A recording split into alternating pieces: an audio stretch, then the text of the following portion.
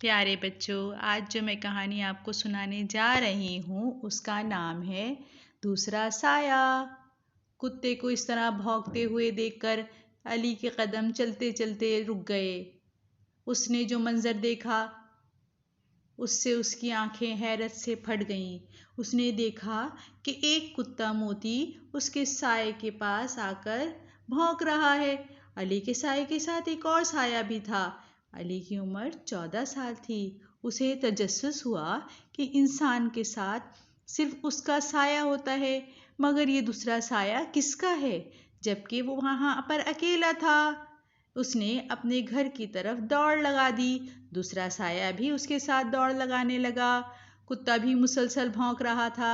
अली को इस तरह हाँफता काँपता देखकर उसके वालिद हामिद हलवाई, जो के शीरा बना रहे थे, बोले, अरे क्या हुआ जो इस तरह भागे चले आ रहे हो? अली ने कहा, अब्बा, मेरे साये के साथ एक और साया भी है। ये सुनकर कढ़ाई में कफगीर चलाता हुआ अब्बा का हाथ रुका। ये क्या कह रहे हो? मैं ठीक कह रहा हूँ। और ये मोती भी उसे देखकर भौंक रहा था। इसने इधर उधर नजर दौड़ाई, मगर उस वक्त तक साया गायब हो चुका था। कुछ ही दिन गुजरे थे कि अली के अलावा इस बस्ती के कई लोगों ने भी इस साये को देखा। पहले तो वो साया लोगों को सिर्फ नजर ही आता था, मगर अब उसने लोगों को तंग करना शुरू कर दिया था। साये की शरारतों से सभी तंग थे, खास तौर पर हामिद हलवाई, क्योंकि उसकी दुकान से मिठाइयाँ गायब होना शुरू हो गई थीं। सभी बस्ती वाले सर जोड़कर बैठ गए कि इस साये से कैसे छुटकारा हासिल किया जा सके। अली के पड़ोस में रहने वाले अमीन साहब बोले, मेरे ख्याल में किसी आमिल से राब्ता करके इस साये से छुटकारा पाया जा सकता है। एक और पड़ोसी नसीम साहब ने कहा, बात तो आपकी भी किसी हद तक माकूल है, मगर साया किसी एक घर या जगह पर नहीं है।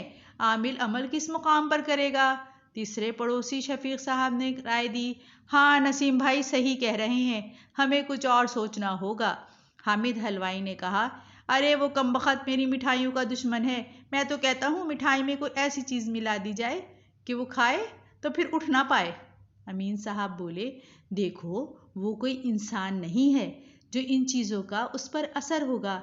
अगर ऐसा कर भी लें और गलती से कोई वो मिठाई कोई इंसान खा ले तो फिर ख्वामा लेने के देने पड़ जाएंगे। अरे हाँ, ये तो मैंने सोचा ही नहीं था, हामिद हलवाई ने कहा। इसी दौरान एक आवाज आई, मेरे पास एक तरकीब है। अली अपना हाथ खड़ा करते हुए बोला। सबकी नजरें अली पर लग गईं। अब दूसरी तरफ की कहानी सुने आप। वादी जिन्नात में शहनशाह जिन्नात का दरबार लगा हुआ था। दाएं और बाएं जिन्नात हाथ बांधे हुए खड़े थे। इसी दौरान अकालुद्दीन अपनी बीवी के साथ हाजिर हुआ और निहायत ही अदब के साथ शहनशाह जिन्नात से फरियाद की, ए शहनशाह जिन्नात, हमारे बेटे छोटू जिनकी सज़ा ख़त्म होने का आज आखिरी दिन है। हमें इजाज़त दी जाए कि हम उसे इंसानों की दुनिया से यहाँ वापस ले आएं। शहनशाह जिन्नात बोला, ठीक है, अब उसे यहाँ ला सकते हो। उम्मीद है सज़ा ख़त्म होने के बाद तुम्हारा छोटू जिन सुधर गया होगा। उसकी शरारतों से वादी जिन्नात वाले बहुत तंग थे। इसी वजह से हमने सज़ा के तौर पर उसका वजूद ख़त्म करके सिर्फ साये के तौर पर उसे इंसानों की बस्ती में भेज दिया था। अकालुद्दीन बोला, शहनशाह जिन्नात अब आपको शिकायत का मौका नहीं देंगे। ये कहकर अकालुद्दीन अपनी बीवी के साथ अपने छोटू जिन को लाने के लिए इंसानों की बस्ती की तरफ रवाना हो गए। तुम्हारे जहन में क्या तरकीब आई है अली? अमीन साहब ने अली की तरफ मुतलाशी निगाहों से देखते हुए पूछा। अली ने जवाब दिया, हमें साये को कैद करना होगा। उसके लिए हमें लोहे का एक बड़ा सा डिब्बा बनाना होगा जिसका पेंदा ना हो और किसी किस्म का कोई सुराग भी ना हो। अमीन साहब बोले, साये को कैद करने की क्या ज़रूरत है, ज़रा तफसील से बताओ। अली ने बताया, देखें, डिब्बा बनाकर ऐसी ऊंची जगह रखेंगे जहां से साये पर से आसानी से गिरा सकें। उसके लिए हमें मोती की मदद लेनी होगी, क्योंकि वो साया मोती को भी नजर आता है और वो मोती को ख़ास तौर पर तंग करता है। हम मोती को डब्बे वाली जगह पर खड़ा कर देंगे। साया जैसे ही वहाँ आएगा, मोती फ़ौरन भौंकना शुरू कर देगा। वो साया जैसे ही डब्बे की जद में आएगा, हम फ़ौरन डब्बा उसके ऊपर गिरा देंगे। इस तरह साया कैद हो जाएगा। अमीन साहब ने कहा, लेकिन साया कैसे कैद हो सकता है? भला पानी को कोई अपनी मुट्ठी में कैद कर सकता है? अली बोला, देखें, ये कोई आम सा साया नहीं है, कोशिश करने में क्या हर्ज है? नसीम साहब ने कहा, लेकिन हमें कैसे मालूम हो सकेगा कि वो साया कैद हो गया है? अली ने कहा, देखें, डिब्बा गिराने के बाद अगर साया डिब्बे के ऊपर ना रहा तो उसका मतलब है कि वो कैद हो गया। शफीक साहब ने कहा, मेरे ख्याल में हमें अली की बात मान लेनी चाहिए। एक लोहार से जल्दी जल्दी लोहे का एक डिब्बा तैयार करवाया गया। मंसूबे के मुताबिक मोती को पिंजरे के करीब ही बिठा रखा था। अचानक मोती भौंकने लगा। साया आ चुका था। मोती मुसलसल भौंक रहा था। अली डिब्बा गिराने के लिए तैयार बैठा था। फिर जैसे ही डिब्बे के निशाने पर आया साया, अली ने फौरन डिब्बा गिरा दिया और दौड़कर डिब्बे के पास आया। इर्द गिर्द साये का नामो निशान तक ना था। अली अपने मकसद में कामयाब हो चुका था। इधर साया कैद हुआ, उधर अकालुद्दीन अपनी बीवी के साथ इंसानों की बस्ती में उतरा। इसकी बीवी बोली, हम अपने छोटे जिन को कैसे ढूंढेंगे? अकालुद्दीन बोला, हम उसे उसकी खुशबू से ढूंढ लेंगे। अचानक वो एक तरफ इशारा करते हुए बोला, हमें उस तरफ से उसकी खुशबू महसूस हो रही है। फिर वो दोनों उसी सिमत में रवाना हुए। काफ़ी फासला तय करने के बाद जिन बोला, वो देखो सामने बस्ती, हमें उस तरफ से उसकी खुशबू बहुत तेज़ आ रही है। वो यकीनन इसी बस्ती में होगा। वो दोनों इस बस्ती में दाखिल हो गए। बस्ती के तमाम लोग अली की जहानत पर बहुत खुश थे। उसकी वजह से उनको शरारती साये से निजात मिल गई थी। चंद घंटे ही गुजरे थे कि अचानक मोती फिर से भौंकने लगा। फौरन ही अली और कुछ लोग वहां आ गए। उन्होंने देखा कि मोती मुसलसल भौंके जा रहा है। अकालुद्दीन ने अपने बच्चे की खुशबू महसूस करते हुए इस बस्ती में दाखिल हुआ। दोनों ने हर तरफ नज़रें दौड़ाईं, मगर उन्हें उनका बेटा कहीं नज़र नहीं आया। खुशबू तो यहीं से आ रही है, मगर छोटू जिन कहीं नज़र नहीं आ रहा। अकालुद्दीन ने हैरत से कहा, हाँ, यही बात मैं भी सोच रही हूँ। उसकी बीवी बोली।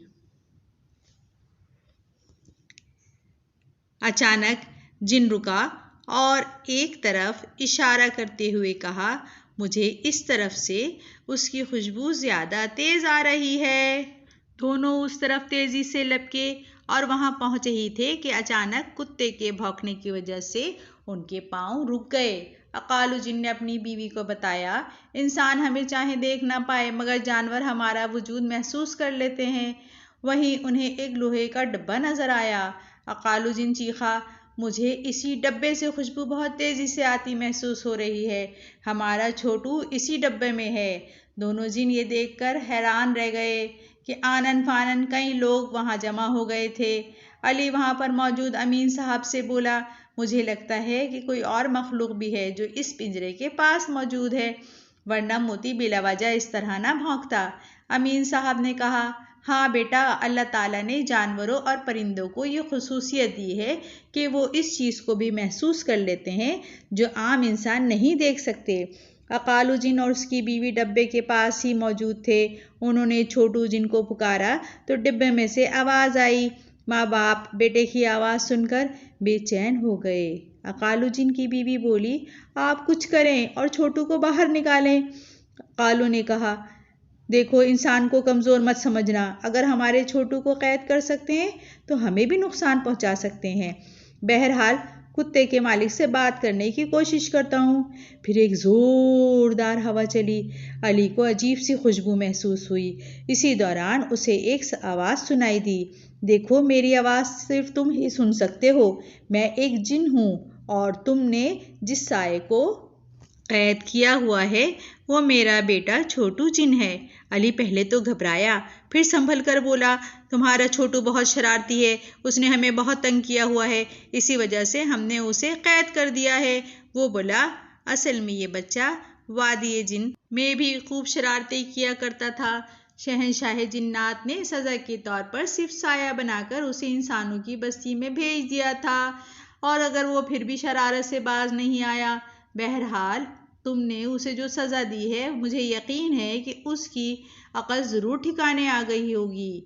अली को इस तरह बात करते देखकर वहाँ पर मौजूद लोग काफ़ी हैरान हुए, मगर अली ने उन्हें इशारा किया कि वो तफसील बाद में समझाएगा। जिन फिर बोला, देखो इसकी माँ भी साथ आई है और वो अपने छोटू की जुदाई में बहुत अफसुर्दा है। अमीन साहब ने पूछा, अली यहाँ कौन है और तुम किससे बात कर रहे हो? अली ने सारी बात उन्हें समझा दी। तफसील से सुनकर उन्होंने कहा, अगर ये बात है तो फिर इसे आज़ाद कर देना चाहिए। जो बच्चे अपने वालिदैन का कहा ना माने और अपनी बेजा शरारतों से बाज ना आए, तो फिर इन्हें सज़ा भी खूब मिलती है। बहरहाल अब इसे काफ़ी सज़ा मिल गई है, अब ये ज़रूर अपनी शरारतों से बाज आ जाएगा। आखिर अली ने उसे आज़ाद कर दिया और वो अपने वालिदैन को देखकर उनसे लिपट गया। अकालुजिन बोला, देखा बेटा, हम तुम्हें मना करते थे तो तुम्हारी भलाई के लिए मना करते थे, आखिर हमारी बात ना मानकर तुम्हें तकलीफ उठाना पड़ी। छोटू जिन बोला, मैं वादा करता हूँ कि आइंदा अपनी शरारतों से किसी को तंग नहीं करूँगा। अकालू जिन ने अली का शुक्रिया अदा किया। फिर वो तीनों वहाँ से रवाना हो गए। मोती मुसलसल भौंकता रहा जब तक वो तीनों उनकी नज़रों से ओझल ना हो गए।